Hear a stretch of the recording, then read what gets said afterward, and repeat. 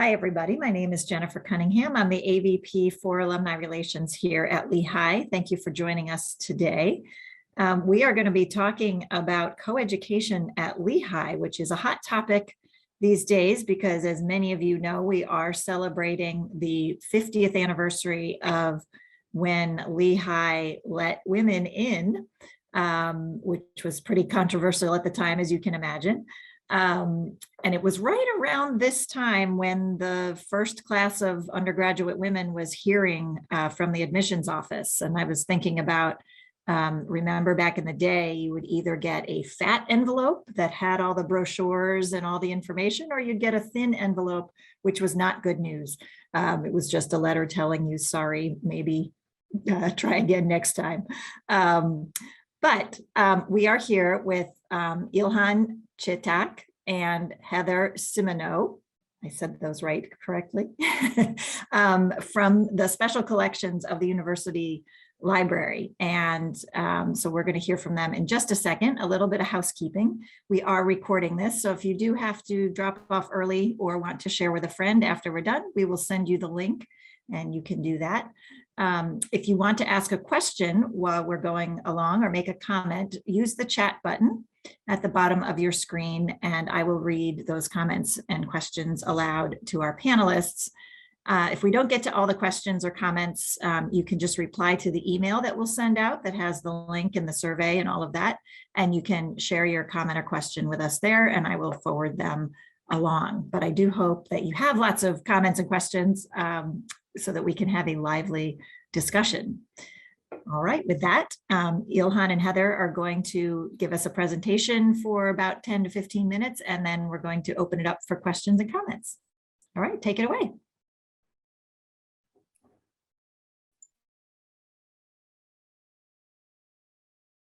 Oh, Ilhan, you're muted. There we go. Thank you, Jennifer, for that nice introduction and the warning too. I would like to also thank first Lindsay Drake, a Lehigh class of 2005, who has another job right now, but is participating in this presentation. If she's here, hi, Lindsay. Good luck to her. She is the one who came up first with the proposal to Heather and me about a possible mountain talk on coeducation at Lehigh, its history, and the timeline as part of Soaring Together activities. Lindsay's plan was for me to specifically talk about the library guide, Coeducation at Lehigh, the guide's content and functionality, and the access.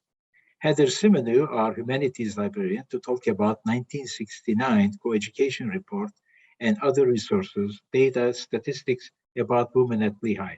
This will take about 10 to 15 minutes, and then we will have conversation, discussion, and hopefully your input related to your memories during your time at Lehigh. Heather? Okay, thank you. The title of today's talk is taken from the 1969 Joint Committee report, the committee that was tasked with providing a recommendation on the question of whether Lehigh should admit women as undergraduates. I used this report when I taught an information literacy course as a critical thinking exercise. I asked my students to think about the title of the report and the rhetoric that it reflects. The report could have been named, Should Lehigh Admit Women as Undergraduates? Or it could have been named Lehigh and the Opportunity of Coeducation, but instead the title chosen was Lehigh and the Problem of Coeducation. One question I asked of my students was whether being described as a problem to be solved would make the first Lehigh women feel welcome and equal in standing to the male students. If one reads the report, which is available on the library guide that Ilhan will show us next, it becomes clear that the report is centered on the male student experience. The stated benefit of admitting women were that male faculty with daughters could take advantage of the free tuition for student benefit, or for children benefit, and that the social scene for the male students would improve. There is not much in the report about how Lehigh would benefit female students. Next slide, Ilhan. So I think the most useful way to utilize this library guide for me to show you the tab by tab, the content and the digitally and instantly available resources, and then the resources that you need to contact us. So first of all, the library guide is for Coeducation at Lehigh, and the URL is pretty easy, and we will show these URLs at the end. You again and see what's available and when you contact. The history of women at Lehigh, this tab has specifically the timelines on the left and 40th anniversary, which I was here, that's very important for me, resources, and anything is linked has a digital component. And the box on the right is a student film. First for female women faculty members of English department. It's a documentary about it. The next one is Coeducation at Lehigh resources. This is full of articles, surveys, manuscript collections, as well as the report that we are talking about today. The report, print version, the version is also published by the Brown and White too. This is the report here, and it is available, it's in entirety through our digital institutional repository. It's all available in PDF format. So I'll be back, and then we need to continue that way. So in the archives, goal is to collect, preserve, and provide access to Lehigh's historical materials so that the history of the university can be understood better. For that reason, we collect and preserve everything that is relevant, such as this 1970 yearbook epitome on the left. It's a great example how the desirability was defined from the student point of view. A fraternity members on the left, and on the right, one of the drinker house here, a poster, co-ed or dead.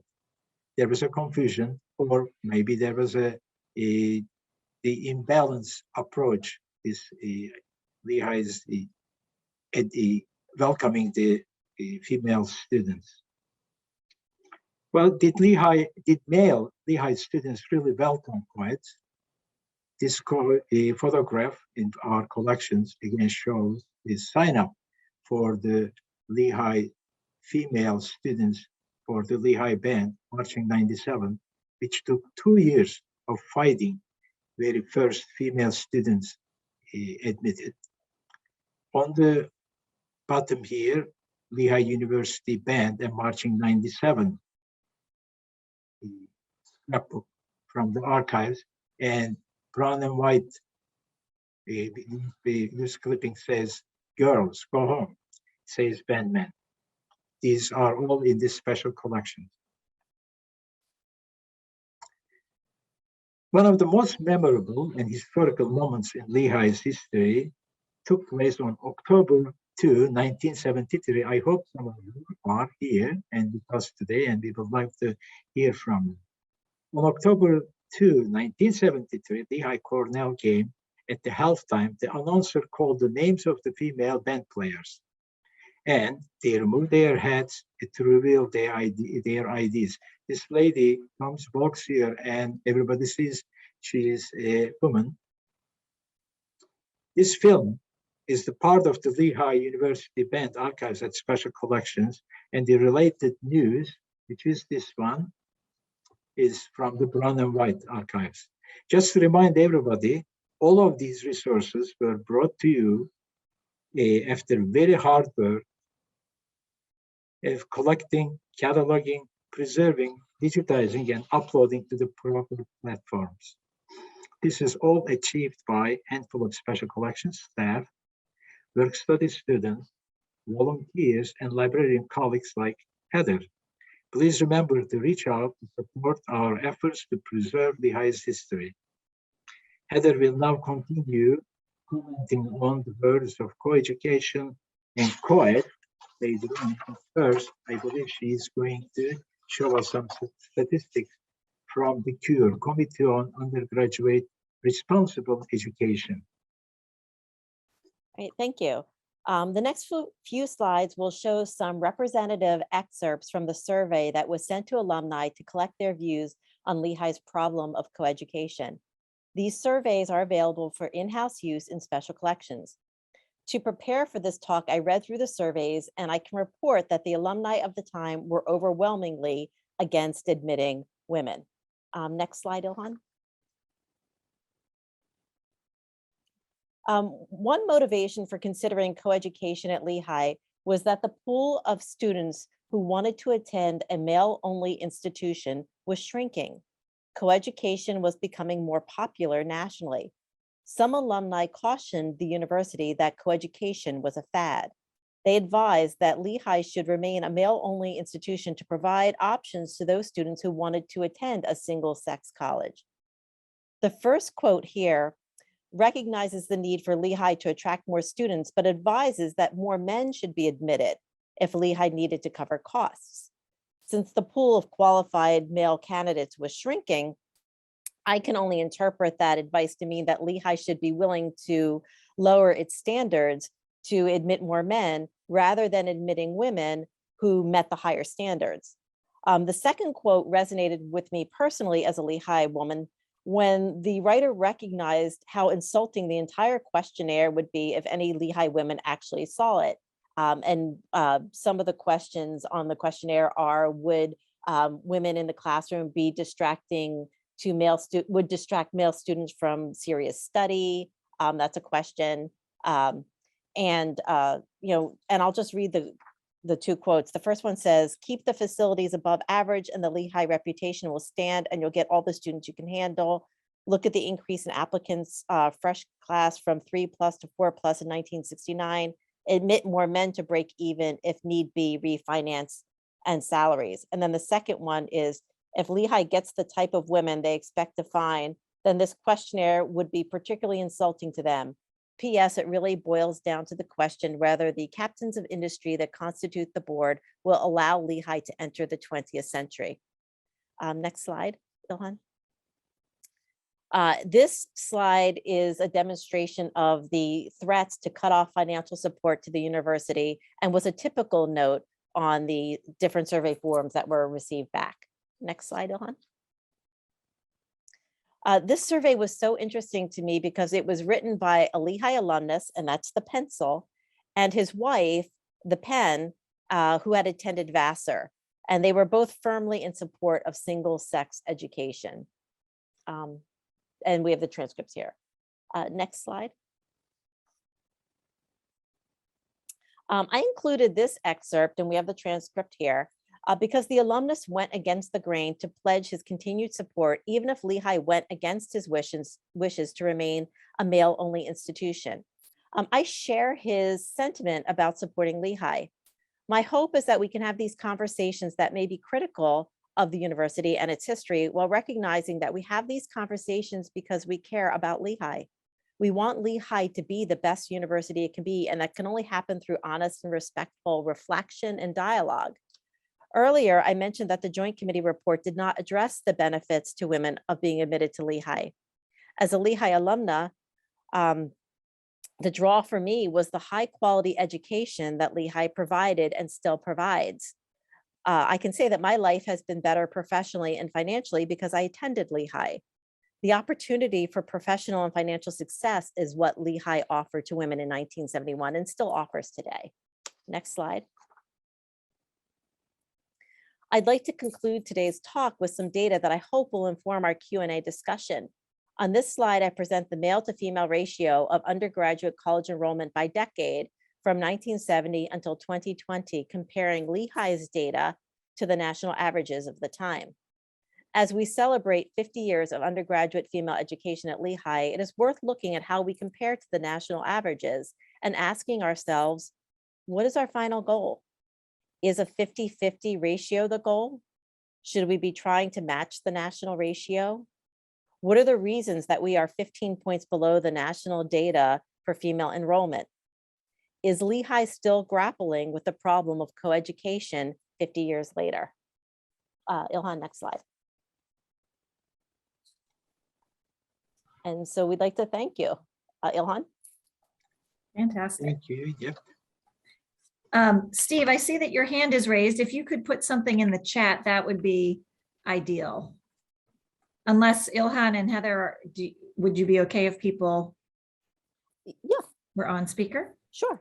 Okay. I do want to read from Roxanne. She says, as a singer, I was in the women's chorus in the early years of coeducation when the all-male choral glee club was very resistant to having our one combined choral group. The resources for the two groups were dramatically different. Finally, in 78, 79, the groups were combined. That reminds me of there's a woman in the, I'm going to get this wrong, the Olympic team who just went viral with TikTok showing the difference between the women's resources and the men's. She's on, I think it's WNBA, or I can't remember the sport, but just The US soccer team, definitely. They won Yeah. that. Yes, yes. yeah. All right, let me see, Joanna, if you can help me here, unmute. Let's see. Stephen, can you unmute yourself and give your comment? Yeah. I'm glad you could make it today. I thought you were going to miss it. Well, people were, can you hear me? Yes. Okay, people were sick, including me, and so I didn't get the grandkids today. Aw. Well, it'll pass. Anyway, I just wanted to add one thing. This is anecdotal. I was part of the committee of undergraduates for responsible education back then. And I talked to a lot of undergrads, and again, and this is anecdotal, but it seemed to me that the people who were against co-ed were all from male-only high schools, prep schools, military academies, and they were the ones who were afraid that females on campus every day would be a distraction. I was from a public school, co-ed school, and when I got to Lehigh, I was surprised at how much of a distraction the lack of females was to me. Now that's just, I'm just talking about me as an undergraduate. This is not, I can't comment on the effect on women, because by the time they let women in, I wasn't there anymore. That's it. Thank you. Thank you. Yeah. I personally went to a boys' high school in Turkey years ago, and every semester started with the rumor girls are coming next semester, and then all of a sudden it never happened.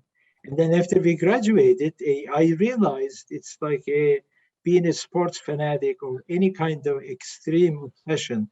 And we thought, oh, our high school will stay the way it is. I think there was some sort of probably teenage sentimentality there, being very young, conservative about the values, right?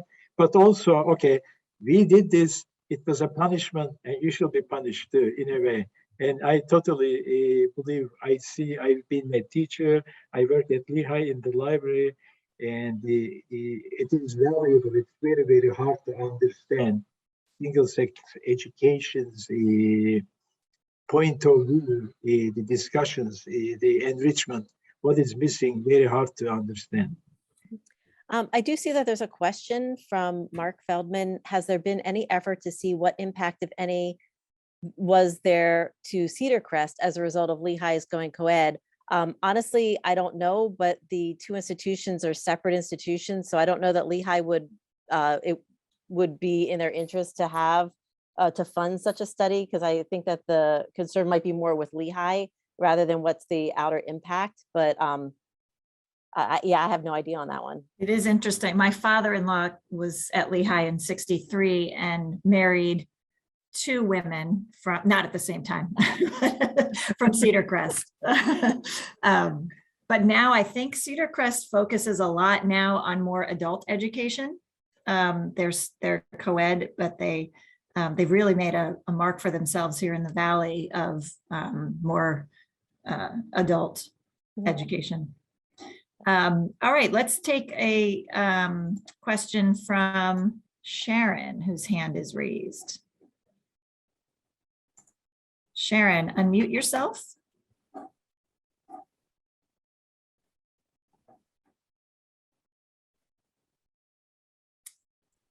Sharon, okay. Let's hear from Kenny. Kenny. Oh, yes, hi. I'm Kenny. I was in the class in 1972. We have our 50th reunion this year. And in that class, I also came from a public high school. Went to public school my whole life. I was very familiar with Lehigh because my uncle graduated in 1931 and brought me here. Brought me to Lehigh in 1963 when my cousin was going. And I was really impressed with the school. But as a member of the class of 72, in my freshman year, we lost, I believe, between 100 and 150 of 800 freshmen to transfers out. And I resonate with the comment that was made earlier that I found it was a distraction not having women. If I was sitting in the university center and one of the female workers walked by, everyone would stare at them as they went by. And it just felt very unnatural. I was very impressed with, there was a survey that we participated in, Lehigh students, I believe alums, and I'm not sure if faculty did or not, but as a result, in part on that, from that survey, Lehigh assumed the board of directors quickly acted, and my senior year, we had I think it was between 100, 150 females, and one of them, coincidentally, or in any case, partly from me telling her about it, a friend of mine from home was in that first class of females. But in any case, the survey made it very clear that Lehigh needed to include women. And it was great. And I must say, from my own visiting my friend in her dorm, there were 3 dorms built. I was really impressed in such a short period of time, what was done.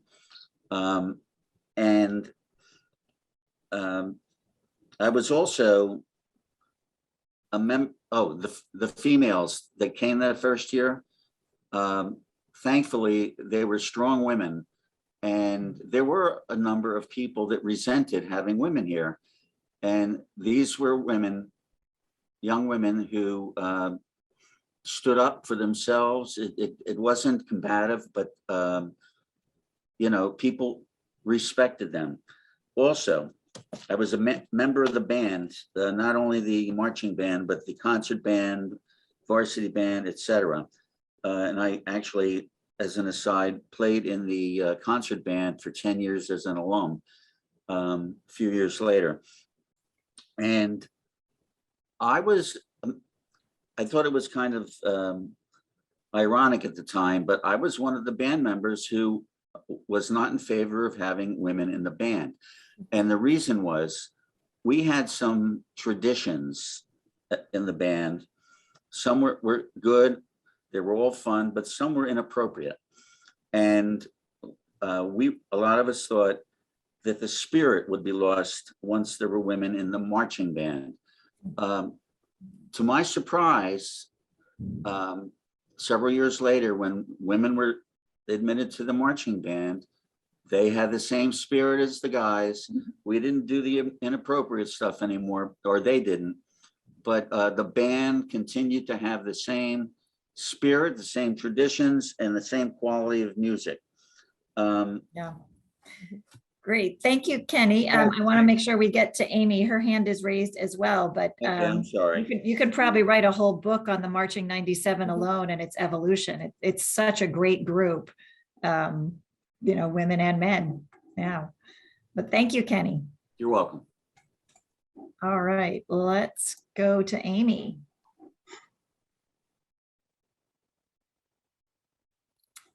Amy, you are live, but we cannot hear you. You are unmuted. Okay.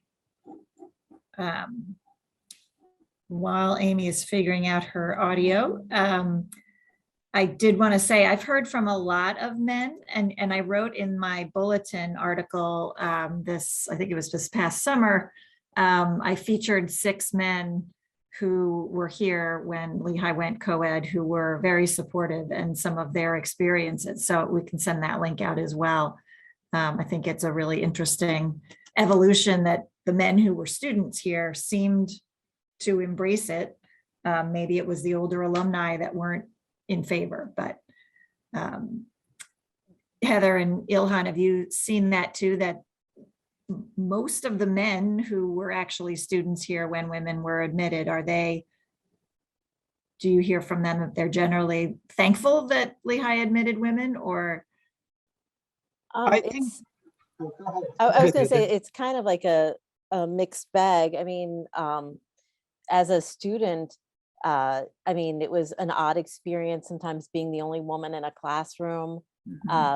And I do know that when I was at the 40th anniversary of Women's Celebration, I did have someone from the class of 1961 say, well, we didn't really want you guys here.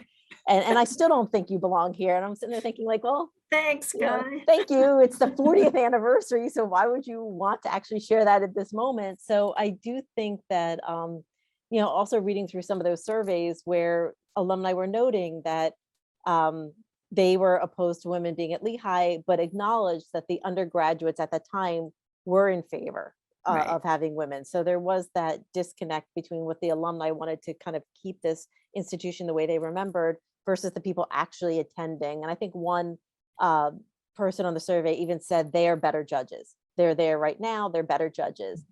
So there was some variety there. I think we have a comment here. Yeah, Joanne is asking, did the threatened drop in alumni donations materialize following the admission of women?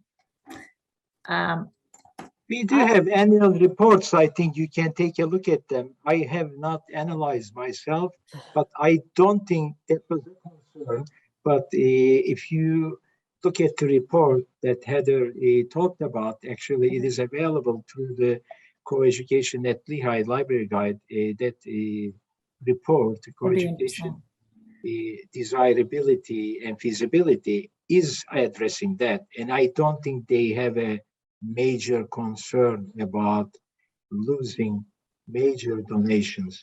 Here and there, small people with the small donations make big threats, but I believe serious donors always kept the Lehigh's goals and Lehigh's prestige in the front, in my opinion.